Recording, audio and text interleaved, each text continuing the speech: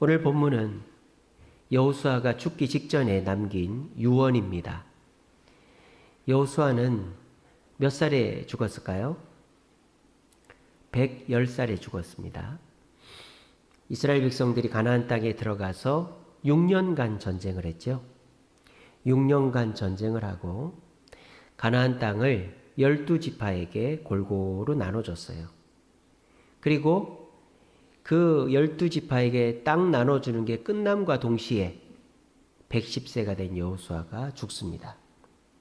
죽는데 이제 유언을 남기는 거죠.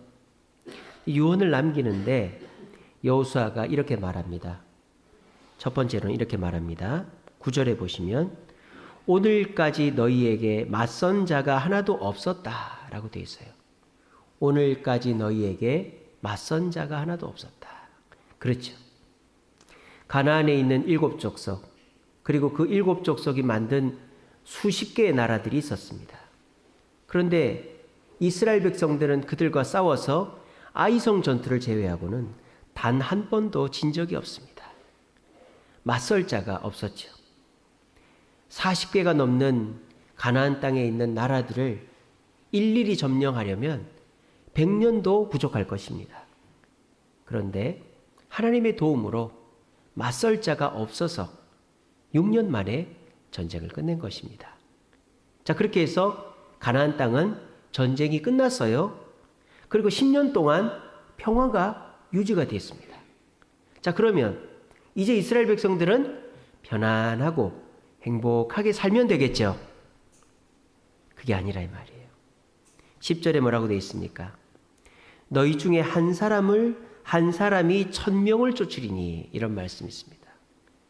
우리가 이 말씀을 언뜻 들으면 좋은 말씀 같아요. 한 사람이 1000명을 쫓는다. 그래서 우리가 이 말씀을 많이 인용을 하죠.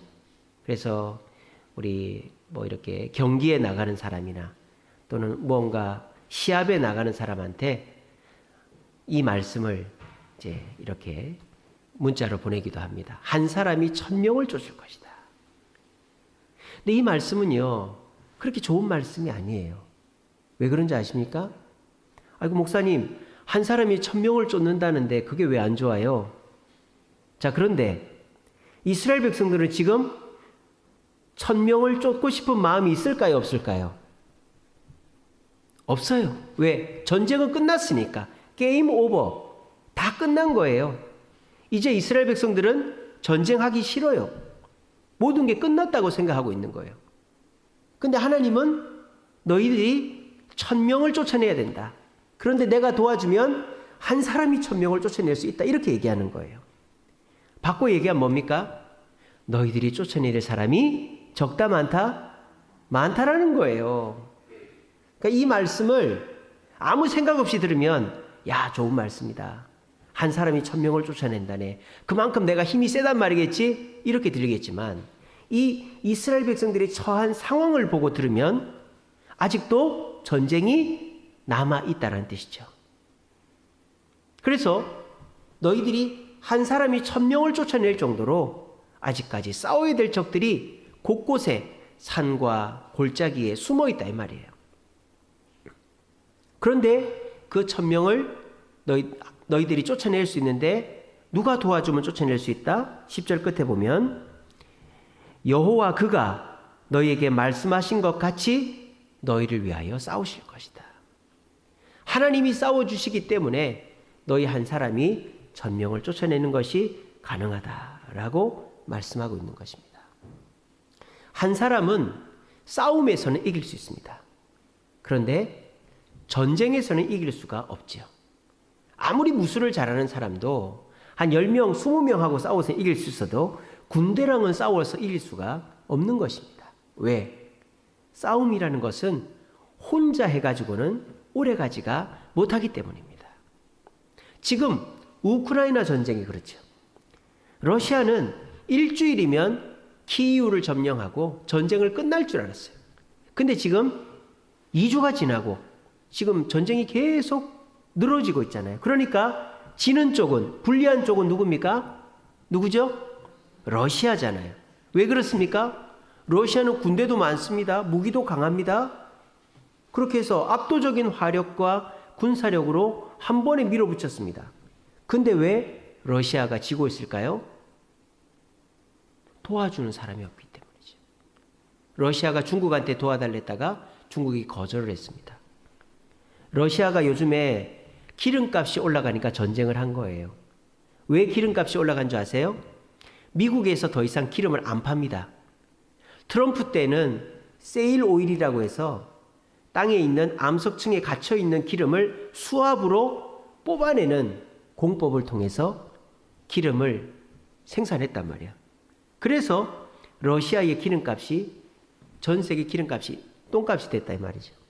그런데 지금은요, 바이든 대통령이 환경오염 때문에 우리나라 문재인 대통령이 그 원전 문 닫듯이 바이든 대통령도 환경오염 때문에 세일 오일 채취를 금지시켜 버렸어요. 그러니까 가장 이득을 보는 사람은 러시아 사람들인 거죠. 그래가지고 러시아가 기름 팔아가지고 돈을 많이 벌었어요. 그 돈 갖고 지금 전쟁하는 거예요. 그래서 바이든이 전쟁을 도와줬다. 뭐 이런 얘기들도 있습니다.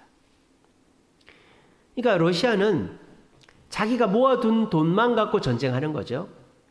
근데 우크라이나는요, 유럽에서 땅은 프랑스보다 넓어, 러시아 담으로 땅이 넓다 그러더라고요. 그런데 유럽에서 제일 못 사는 나라가 우크라이나랍니다.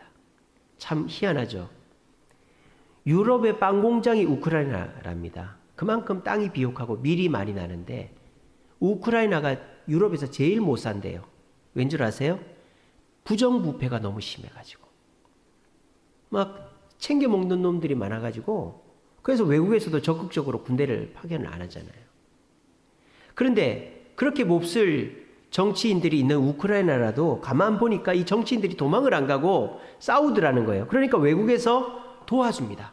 특별히 폴란드에서 기차가 들어가는데 무기가 들어갑니다. 기름이 들어갑니다. 그리고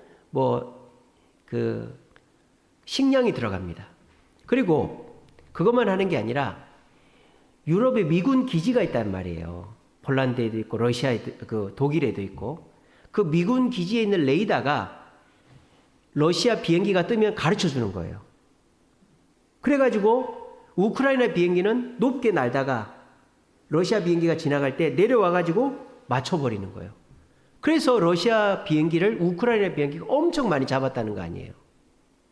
그리고 제블린이라는 1억짜리 대전차 화기를 숨어있다가, 그러니까 기차가 이렇게 지나가면 여기 숨어있다가 빵 쏘는 거예요. 그러면 속절없이 전차는 망가지는 거죠. 그 전차 한 대 25억씩 하거든요. 25억짜리 전차를 1억짜리로 잡으면 수지 맞는 거잖아요. 그죠? 그러니까 우크라이나는 군인은 안 가도 무기, 식량, 기름이 간단 말이에요. 폴란드를 통해서. 그리고 정보가 간단 말이에요. 그러니까 우크라이나가 지금 전쟁에서 이기고 있죠. 아마 푸틴은 이제 쫓겨날 겁니다. 러시아에서. 왜냐하면 러시아 부자들이 재산이 반토막이 났거든요. 이게 뭡니까? 푸틴은 전투에서는 이겼어도 이 우크라이나 전쟁에서는 이길 수가 없는 거예요. 왜? 자기 힘으로 기름 팔아서 자기 돈으로만 전쟁하고 있거든요. 근데 우크라이나는 돈이 없어요. 우크라이나는 유럽에서 제일 가난한 나라라니까요. 그런데 우크라이나가 지금 전쟁에서 이기고 있는 거는 그 정치인들, 지도자가 뛰어내서가 아니고 주변에 있는 유럽과 미국이 도와주니까 이기는 겁니다. 우리도 마찬가지다 이 말이에요. 여러분들, 내가 아무 문제도 없이 걱정도 없이 그냥 좀 편안하게 살고 싶다. 누구나 그런 마음을 갖죠. 안 그런 사람이 누가 있겠어요. 이제는 좀 일도 좀 작게 하고 애들도 이제는 좀 말도 좀 잘 듣고 내 몸도 안 아프고 이제는 걱정 없이 살았으면 좋겠다. 그런 생각들 누구나 합니다. 근데 그런 일은 살아생전에는 일어나지가 않아요. 저도 우리 애들 20살만 넘으면 그냥 지들이 알아서 살게 놔두고 그냥 집사람이랑 재밌게 살아야지 그렇게 생각하는데 우리 성도님들 자식들 키우는 거 보니까 꼭 그런 건 아닌 것 같아요. 20살 넘어가도 더 골치가 아프면 아팠지 절대 만만하지 않은 것 같습니다. 여기 우리 아들들 둘이 앉아있지만 요즘 더 싸우면 더 싸웠지 덜 하지가 않더라고요. 그래서 이 고민이라는 게 참 이 무덤 들어가기 전까지는 없을 수가 없더라고요. 근데 우리가요, 이 문제 해결했다고 이제 손 놓아야지, 저 문제 해결했다고 손 놓아야지, 그러면 안 된다 이 말이에요. 우리 주님이 오늘 저를 통해 여러분들에게 말씀하십니다. 너는 앞으로도 천명하고는 싸워야 돼. 그런데 내가 대신 싸워줄게. 그러면 그 천명 이길 수 있어 라고 말씀하는 거예요. 여러분, 나는 이제 싸우기 싫어요. 나는 이제 복잡한 거 싫어요. 나는 그냥 이제 좀 놀면서 편안하게 살래요. 그게 안 된다 이 말이에요. 특별히 우리 예수 믿는 사람은 그게 안 돼요. 왜? 그냥 물 흐르듯이 세상 사람들 맞춰 살면 뭐 그렇게 살 수도 있겠죠. 그런데 우리는 예수님을 믿으니까, 하나님 말씀대로 살다 보니까 꼭 사람들이랑 부딪히고 하나님 뜻대로 살아야 되니까 불편한 게 여간 많은 게 아니에요. 우리 이정숙 권사님만 해도 이전에 일도 쉬고 편안하게 살면 되는데, 딸이 사모고 사위가 목사다 보니까는 쉴 수가 없어요. 집에 가면은 밟히는 게 설거지고, 애들 또 목사 사모 신방 가면 애들 밥 차려줘야 되고, 그러니까 이 목사 사모 둔 죄로 우리 이정숙 권사님은 은퇴가 없어요. 예, 천국 가서 면류관 많이 받으세요. 우리가 예수 믿는다는 죄로 우리는 눈 감을 때까지 싸워야 돼요. 근데 여러분, 눈 감을 때까지 싸우려니까 참 앞이 깜깜하죠, 그죠? 야, 내가 이제 좀 쉬고 싶은데, 내가 이제 좀 그만하고 싶은데, 앞으로도 천명이랑 더 싸워야 된다고? 그것만 보지 마세요. 오늘 우리 주님 뭐라 그랬다? 내가 대신 싸워주겠다. 그러면 하나님이 우리를 위해서 대신 싸워주려면 우리가 어떻게 해야 되는가가 오늘 설교의 핵심인 것입니다. 우크라이나, 러시아에서, 유럽에서 가장 가난하고 정치인들은 부패한 나라였습니다. 근데 세계 2위의 군사력을 가진 러시아를 이기고 있어요. 왜? 자기 힘으로 이기는 게 아니라 주변 국가의 도움으로 이기고 있다 이 말입니다. 저와 여러분들이 하나님 앞에 부족하고 죄짓고 연약해서 사람들이 우리를 손가락질하고 네가 예수 믿는다고 할지 몰라도 하나님은 결코 우리를 외면하지 않는다라는 것입니다. 우리가 하나님 앞에 기도하고 하나님 앞에 부르짖으면 하나님께서는 우리에게 반드시 도움을 주신다라는 거예요. 우리의 승리 공식, 우리가 천명과 싸워 이기려면 러시아처럼 내가 기름 팔아서 돈 벌어 싸우겠다라는 생각을 갖는 게 아니고 하나님의 도움으로 이겨야 되겠다는 생각을 해야 된다는 거예요. 오늘 이 자리에 나오신 저와 여러분, 여러분들은 얼마나 하나님의 도움을 받고 계십니까? 여러분들 지금까지 경험도 많으시고 모아둔 돈도 있으시고 도움받을 사람들도 많이 있으시죠. 물론 그렇게 해서 우리 문제를 한두 번은 해결할 수 있겠죠. 근데 1000번, 10,000번은 해결할 수 있습니까? 없습니다. 내 주변에 있는 사람도 나이 들면 저 세상 가게 돼 있고요. 내 주변에 돈 많은 사람도 그 돈 다 쓰게 돼 있고요. 나랑 잘 지내던 사람도 나랑 멀어질 수 있어요. 사람 믿고 환경 믿고 내 건강 믿고 내가 가진 거 믿다가는 처음에는 이길지 몰라도 끝에 가서는 이길 수가 없다라는 거예요. 그런데 어떡합니까? 우리는 1000명이나 더 싸워야 되는데. 그러니까 우리가 마음을 고쳐 먹어야 된다. 내가 싸우는 게 아니라 하나님이 싸워주시게 하는 방법을 찾자라는 거예요. 그러려면 우리가 어떻게 해야 되냐? 오늘 여호수아의 유언에 3가지 명령이 나와요. 이 3가지 명령을 내 가슴에 새김으로 우리 모두 앞으로도 싸워야 될 일들이 많은데 그 일들 속에서 나 이제 그만할래. 손 털고 손 들고 물러서지 마시고 하나님이 싸워주심으로 야 이것 봐라. 나는 힘도 없고 능력도 없고 잘 하지도 못하는데 하나님이 싸워주시니까 이게 되네. 내가 이기네. 우크라이나가 이기는 것처럼 말입니다. 이런 신비한 승리를 할 수 있는 승리 공식을 배워가는 오늘 이 시간 되기를 간절히 바랍니다. 오늘 여호수아가 이스라엘 백성들에게 유언으로 남기는 3가지 명령이 있습니다. 첫 번째는요, 여러분들 잘 아시는 말씀인데요. 6절입니다. 그러므로 너희는 크게 힘써 모세의 율법책에 기록된 것을 다 지켜 행하라. 그것을 떠나 우로나 좌로나 치우치지 말라. 이렇게 했습니다.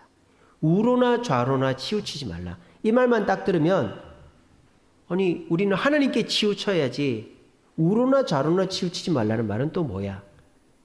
우리가 하나님께 딱 한 양쪽 발을 하나님께 딱 둬야지 이렇게 우로나 좌로나 치우치지 말라는 건 세상에 한 발 하나님께 한 발 이렇게 두란 얘기인가? 그 앞에 뭐라고 돼 있습니까? 모세의 율법책에 기록된 것이라고 돼 있죠. 그러니까 하나님의 말씀을 중심에 놓고 우로나 좌로나 치우치지 말라는 거예요. 이게 뭡니까? 하나님의 말씀이 이렇게 있으면 말씀을 신비주의적으로 해석하는 사람이 있고 말씀을 문자적으로 해석하는 사람이 있다라는 거예요. 신비주의적으로 해석하는 사람이 뭡니까? 이런 거죠. 대표적으로 여리고로 내려가면 안 된다. 왜? 여리고는 밑에 있으니까. 이런 식으로. 토끼 눈이 왜 빨간 줄 아십니까? 눈을 하도 오래 뜨고 있어서 빨갛습니다. 여러분들도 말씀에다 눈을 빨갛게 뜰 정도로 해야 됩니다. 토끼 귀가 왜 쫑긋 서 있는지 아십니까? 하나님 말씀 듣는 거하고 토끼 귀하고 뭔 상관이에요? 이제 그렇게 하는 게 신비주의적 설교라 이 말. 알레고리적인 설교다 이 말이죠. 그렇게도 하지 말고 또 너무 문자적으로 이런 거죠. 아니 구약 성경은 이스라엘 백성들 말씀이지 우리 신약 백성들 말씀이 아니잖아. 뭐 이런 식으로 말이죠. 성경을 갖다가 구약 성경 따로 신약 성경 따로 내 성경 따로 네 성경 따로 이게 문자적인 해석이죠. 성경을 그런 식으로 해석하지 말라는 거예요. 이게 좌로나 우로나 치우치지 말고 무슨 말입니까? 하나님 말씀대로 살아라 이 말이에요. 간단히 얘기하면. 그래서 우리가 하나님의 도움을 받아 1000명이나 되는 사람을 1000개나 되는 사건 속에서 승리하려면 첫째로는 말씀대로 살으라는 거예요. 말씀대로. 여러분 전 세계에 27억의 기독교인이 있습니다.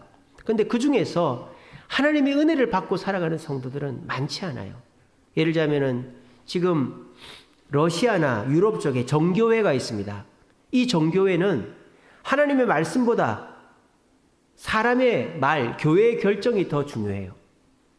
그리고 저기 남미 쪽의 천주교회들을 보면 그 지역의 신과 그 천주교회가 결합이 되어 있는 거예요.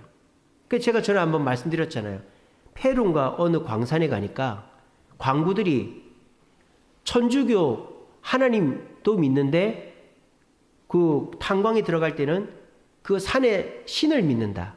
근데 그 산의 신이 어떻게 생겼다? 뿔이 이렇게 나 있고 사탄이에요. 사탄, 마귀. 근데 그 신을 만지고 들어가는 거예요. 왜? 그 광산에서 안 죽으려고. 이게 뭐 혼합적인 거죠. 그래서 우리가 다 하나님의 은혜를 받고 사는 게 아니에요. 예수를 믿는 사람들도. 하나님의 말씀대로 예수를 믿어야 되는데 사람의 생각이 들어가고 또 다른 신앙과 혼합이 돼버리면 그 신앙에는 하나님의 도움이 없다라는 거예요. 우리나라도 마찬가지죠. 우리나라 원래 천주교회, 조선시대 때 들어온 천주교회는 제사를 안 드리죠. 그래서 절두산이라고 합정역 쪽에 가면 천주교인들이 목베임을 당해 죽었잖아요. 근데 지금은 천주교회 제사를 지냅니다. 왜 그럴까요? 제사는 문화행사다라고 교황이 공포를 한 거예요. 언제? 일제시대 때. 그래서 일제시대 이후로부터 천주교인들은 지금까지 제사를 지냅니다. 그래서 저는 천주교회는 더 이상 기독교가 아니다. 그렇게 생각을 하는 거죠. 우리도 마찬가지입니다. 우리가 하나님의 도움을 받아서 1000개, 1000명이나 되는 적과 싸워 이기려면 하나님의 말씀대로 해야지. 이 사람이 이런다고 그래. 저 사람이 저런다고 그래. 이렇게 하면 그 사람은 나를 도와줄지 모르고 그 사람은 나를 좋아할지 몰라도 하나님의 1000개의 도움, 1000명을 물리치게 하는 도움은 없다라는 거예요. 첫 번째. 두 번째는 뭡니까? 11절입니다. 스스로 조심하여 너희 하나님 여호와를 사랑하라 그랬습니다. 하나님을 사랑하라. 여기서 하나님을 사랑한다는 말이 뭘까요? 하나님을 이렇게 사랑해라 이런 것이 아니에요. 하나님을 사랑하되 우리 마가복음에 보면 뭐라고 되어 있습니까? 12장 30절에 마음과 목숨과 뜻과 힘을 다하여 사랑하라 그렇게 했습니다. 이게 뭡니까? 제가 말씀 묵상으로 보내드렸죠. 형식적으로 사랑하지 말고 진심으로 사랑하라 이 말이죠. 내가 시간이 없고 환경적으로 열악하다고 내가 하나님을 못 사랑하겠네 이게 아니라는 거죠. 내가 할 수 있는 한계 내에서 우리가 이렇게 수요기도 금요기도를 합니다만 내가 늦더라도 이 예배를 사모하고 나오면 되는 거예요. 내가 한 주 빠지더라도 다음 주는 나가야지 이러면 되는 거예요. 내가 다른 거는 못해도 이거는 해야 되겠다. 이런 마음으로 내가 적은 거라도 하나님을 사랑하는 마음으로 진심을 다해 하면 그게 진짜 사랑이다. 그래서 우리가 하나님으로부터 천령을 이기는 도움, 1000개의 사건을 이기는 방법은 하나님을 진심으로 사랑하라는 겁니다. 세 번째는 뭡니까? 12절에 나오죠. 이 민족들을 가까이 하며 더불어 혼인하며 서로 왕래하지 말라 그랬어요. 그러니까 세상 사람들의 풍습을 따라가지 말라는 거예요. 그러면 하나님이 우리에게 천령을 이기고 1000개의 사건을 이기게 해주겠다. 이게 여호수아가 남기는 3가지 명령입니다. 이게 정리해 볼까요?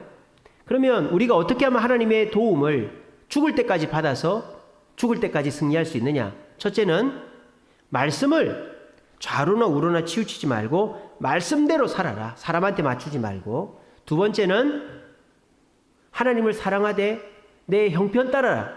진심을 다하면 된다. 내 형편이 어렵고 힘들면 그 형편 따라 하면 된다. 진심을 다하면 된다. 세 번째는 이방인들과 교류하지 말고 혼인하지 말고 그들과 구별된 삶을 살아라는 거예요. 자, 이 3가지를 정리하면 한 가지가 나오는 거예요. 그게 뭘까요? 너희는 하나님의 백성이다라는 거죠. 하나님의 백성이다. 너희가 하나님의 백성으로 살면 하나님이 대신 싸워주겠다라는 거예요. 그럼 하나님의 백성으로 사는 게 뭐다? 하나님의 말씀대로 살고 하나님을 진심으로 사랑하고 세상 사람들과 구별된 삶을 사는 것이 하나님의 백성으로 사는 것이다라고 여호수아가 말하는 것입니다. 저와 여러분들은 이 말씀을 들으면 이게 하나님의 백성으로 살아라라고 안 들리죠? 오늘 여호수아가 하나님의 백성이다 이런 말이 없어요. 그런데 이스라엘 백성들은 이 말씀을 들으면 된번에 안단 말이에요. 왜? 출애굽한 이유가 뭐죠? 자유를 얻기 위해서? 아니죠. 왜 출애굽했습니까? 왜 40년 동안 방황을 했습니까? 왜 하나님으로부터 만나와 메추라기를 먹고 전쟁에서도 지고 여러 가지 어려움을 당했습니까? 광야 40년 동안 이스라엘 백성은 하나님의 백성이 되는 과정을 거친 것입니다. 그래서 40년 만에 하나님의 백성이 딱 되고 나니까 전쟁은 6년 만에 끝난 거예요.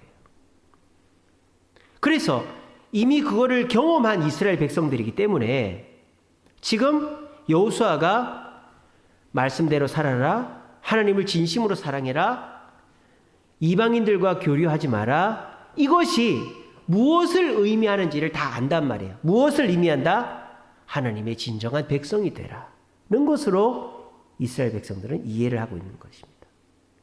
그러므로 저와 여러분들도 천년과 싸워 이기고 1000개의 사건과 싸워 죽을 때까지 승리하려면 내가 하나님의 백성으로서 살아가고 있는가를 점검해보면 우리는 모든 싸움에서 승리하고 죽을 때까지 승리하게 될 줄로 믿으시기를 바랍니다.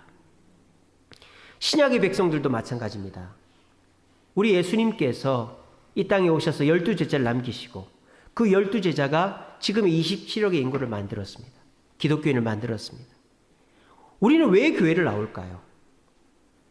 예수님은 왜 12명의 제자를 세우시고 그 12명의 제자로 예루살렘 교회를 세우시고 유대와 사마리아와 땅끝까지 복음을 전해 교회를 세우라고 하셨을까요? 교회가 왜 있을까요? 교회는 하나님의 백성을 만드는 곳이 교회인 것입니다. 교회는 그저 모여서 서로 마음을 위로하는 상담소도 아니고 서로의 문제를 도와주는 복지단체도 아니고 지식을 전달해주는 세미나 하는 곳도 아니에요. 교회는 하나님의 백성을 만드는 곳이다 이 말이에요. 자, 그러면 불신자가 구도자가 되고 구도자가 신자가 되고 신자가 제자가 되어 하나님의 백성이 되려면 뭘 해야 된다? 제가 말씀드렸잖아요. 3가지를 하면 된다. 첫째는 말씀대로 살면 된다. 누가 뭐라 하든지 말씀대로 살면 된다. 말씀 읽고 기도하고 말씀대로 살면 된다. 두 번째는 하나님을 사랑하되 진심으로 사랑하면 된다. 내가 형편이 안 되면 내 형편 나는 대로 사랑하면 된다. 내가 꼭 새벽기도를 못 나오고 내가 꼭 수요기도 금요기도 한 번도 안 빠져야 되고 내가 예전만큼 헌금을 해야 되고 이런 형식도 중요하지만 내 진심을 다해서 하면 하나님은 그것으로 만족하신다. 세 번째는 세상과 교류는 하되 세상에 빠져들면 안 된다는 거예요. 교회는 그것을 가르치는 곳이다. 그래서 교회는 말씀이 살아있어야 된다. 무엇보다도 하나님의 올바른 말씀이 선포되어지고 성도는 그 말씀을 귀담아 들어야 된다. 교회 와서 위로받고 교회 와서 교제하고 교회 와서 지식을 얻는 것도 좋지만 말씀을 듣고 그 말씀 속에서 내 삶을 비교해서 내 길을 찾아가야 된다. 그게 1000명의 적을 1000개의 문제를 극복하는 길이다. 그리고 성도가 하나님의 백성이 되는 방법은 하나님을 사랑하되 진심으로 사랑하는 것이다. 남들 눈치 보지 않고 남들이 칭찬한다고 남들이 좀 안 알아준다고 더하고 덜하고 이게 아니라 하나님이 알아주시고 내가 하나님 앞에서 할 수 있는 한 최선을 다하면서 하나님 앞에 내가 할 수 있는 최선을 다하는 모습으로 바뀌어가는 것이 교회다. 그리고 내가 세상에 빠져 있었고 내 시간과 물질과 내 모든 이 스케줄이 세상 중심이었다면 조금씩 교회 중심으로 이제는 예배가 내 삶의 1등이고 아침에 무조건 일어나서 스마트폰 켜고 씻고 밥 먹고 하는 것보다 말씀 묵상 읽고 기도하는 그것이 우선이 되고 사람 만나면 어떻게 하면 저 사람한테서 돈을 벌까 저 사람하고 재밌게 지낼까 보다 어떻게 하면 저 사람한테 복음을 전할까 돈이 생기면 내가 이것으로 누구를 돕고 하나님한테 헌금을 얼마나 드릴까 이렇게 우리의 생각이 바뀌어가는 것이 하나님의 백성으로 변화되어져 가는 과정이다. 그래서 하나님의 백성으로 변화된 성도는 1000명의 적이 달려와도 이길 수 있고 1000개의 문제가 달려와도 이길 수 있다라고 오늘 이 말씀을 통해서 우리는 교훈받을 수 있는 것입니다. 저와 여러분들이 살아가는 이 세상은 문제투성이입니다. 이 문제를 우리 힘으로 극복하려면 한두 번은 되겠죠. 또 남의 도움을 받으면 10번, 20번은 되겠죠. 근데 1000번은 안 된다 이 말이에요. 아무리 내가 돈이 많고 힘이 좋아도 아무리 내 주변에 많이 도와줄 사람이 있어도 내가 죽을 때까지 1000번이나 1000명이나 이길 수는 없는 노릇입니다. 그럼 우리가 죽을 때까지 이기려면 어떻게 됩니까? 하나님이 도와주셔야 된다. 하나님이 싸워주셔야 된다. 그런데 하나님은 누굴 위해 싸우신다? 남의 백성을 위해 싸우지 않는다. 남의 자식을 위해서 싸우지 않는다. 하나님은 내 자식을 위해서 내 백성을 위해서 싸우신다. 최소한 하나님의 백성이 되기 위해 애쓰는 자 하나님의 백성이 되어야 되겠다고 생각하는 자를 위해 싸우시지 나는 교회 가서 내가 재밌고 내 위로받고 내가 궁금한 거 해결해야지 이런 생각 가지고 교회 나오고 적당히 타협하고 적당히 내 생각대로 신앙생활하는 자 내 힘으로 이길지 몰라도 하나님의 힘으로는 결코 이길 수가 없다라는 것입니다. 여러분은 어떠십니까? 요즘에 내 힘으로 이제는 버겁다라는 생각들 들지 않으세요? 그렇지 않습니까? 코로나가 언제 끝날지도 모르겠고 물질적으로도 너무 힘들고 몸도 아프고 자식도 속썩이고 예전에는 한두 가지 문제만 있으면 내가 어떻게 막고 누가 도와줘서 어떻게 해결했는데 요즘은 이게 해도 너무하잖아요. 그러니까 사람들이 너무너무 힘든 거예요. 오히려 이것이 기회가 되는 것입니다. 어떤 기회? 하나님이 대신 싸워주신다면 내가 앞으로 지금보다 더 많은 문제가 일어나도 이길 수 있다는 확신이 들게 되어 있다는 것입니다. 우크라이나가 왜 지금 저렇게 싸우고 있을까요? 뭐 정치인들이 뛰어나서가 아니고 다른 나라들이 막 응원을 해주고 도와주고 하니까 그 힘으로 싸우는 거 아니겠어요? 그렇게 해서 우크라이나는 새로운 나라로 변화되고 있는 것입니다. 자기 힘으로 변화되는 게 아니라 남들이 자신들의 싸움에 도움을 주니까 그래 우리가 그 사람들이 보기에 부끄럽지 않는 사람들이 되자. 불법을 저지른 정치인들도 나라를 등지고 도망가지 않고 목숨을 걸고 싸우고 불법을 저지르던 장군들, 군인들도 목숨을 걸고 싸우고 말이죠. 그러니까 그 사람들이 변화가 되니까 미국도 도와주고 영국도 도와주고 프랑스도 도와주고 독일도 도와주는 거 아니겠어요? 우리도 마찬가지입니다. 내가 하나님의 백성답게 말씀을 가까이 하고 말씀대로 살고 내 형편 따라서 하나님을 진심으로 섬기고 세상과 점점 거리를 두는 삶을 살아야 되겠다. 시간과 물질과 정성과 내 모든 목표가 주님의 것이 되어야 되겠다라고 생각하는 자는 내가 싸우던 거 10개 중에 5개를 하나님이 싸워주시고 6개, 7개, 8개, 9개, 10개, 100개, 1000개를 대신 싸워주신다는 것.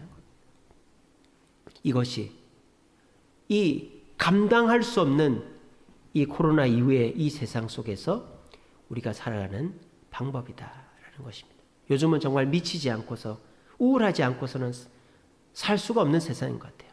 요즘에 TV 보면요, 옛날에는 술 먹는 장면이 안 나왔어요. 드라마를 봐도 술 먹는 장면 일부러 뺐는데 요즘은 무슨 미운 우리 새끼 또는 뭐 무슨 사장님 기는 당나귀 밥 먹을 때마다 술을 먹어요.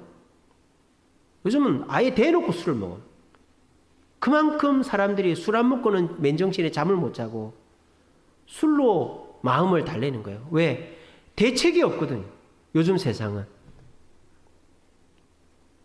우리가 이런 세상 속에서 살아가는 방법은 2개예요. 세상 사람들처럼 술로 잊고 살아가거나 또는 하나님의 도움으로 헤쳐나가고 승리하며 살거나 저는 2가지라고 생각합니다. 여러분, 하나님이 함께 하시면 우리를 감당할 수 없어요. 우리가 힘이 세서가 아니라 하나님이 도와주시면 세상은 우리를 감당할 수 없습니다. 하나님이 함께 하시고 하나님이 우리를 도와주시는데 세상이 우리를 어찌하겠습니까? 우리 주세움교회도 하나님이 함께 하시니 우리 교회에 있는 어려움들 절대 우리가 패하지 않고 하나님 우리를 승리하게 해주실 줄로 믿습니다. 여러분들의 개인적인 삶 속에서도 자신감을 가지세요. 아무리 지금 나한테 협박하는 사람이 나보다 돈도 많고 경험도 많고 대단해 보여도 나는 하나님의 백성이고 하나님이 나와 함께 하시니 하나님이 싸워주시면 나는 이길 수 있다. 하나님이 어떻게 하면 나와 싸워주시지? 내가 하나님의 백성이 되면 되겠구나. 내가 하나님의 백성이 되려면 어떻게 될까? 아침마다 말씀 묵상, 기도 수첩에 쓰고 기도하고 주일날 말씀 들은 거 기억하고 말씀대로 살려고 발버둥 치고 하나님을 사랑해서 내가 최선을 다해서 하나님 앞에 시간을 드리고 물질을 드리고 정성을 드리고 봉사하고 사명을 감당하고 무엇보다 세상과 한 번씩 한 발짝 두 발짝 거리를 두면서 하나님 중심으로 살아가면 내가 하나님의 백성이 되는 것이고 하나님의 백성이 되면 1000명이 달려들어도 1000개의 문제가 있어도 나는 승리할 수 있어 라는 확신을 갖게 될 것입니다. 오늘도 우리 금요기도회 지난주보다 더 많이 나왔네요. 너무너무 감사합니다. 우리가 이렇게만 하면 돼요. 우리가 이렇게 1명씩 2명씩 더 많이 나오고 말씀 듣고 이 자리에서 은혜 받고 다음 주에도 가서 말씀의 은혜 받아야지, 도전 받아야지, 기도해야지, 이 마음으로 우리가 모이면 우리는 하나님의 백성이 되어져 가는 거예요. 하나님의 백성이 되면 인원이 중요한 게 아니라 우리의 힘과 능력이 중요한 게 아니라 하나님이 도와주시기 때문에 우리는 승리하게 될 줄로 믿으시기를 바랍니다. 우리 찬양하겠습니다.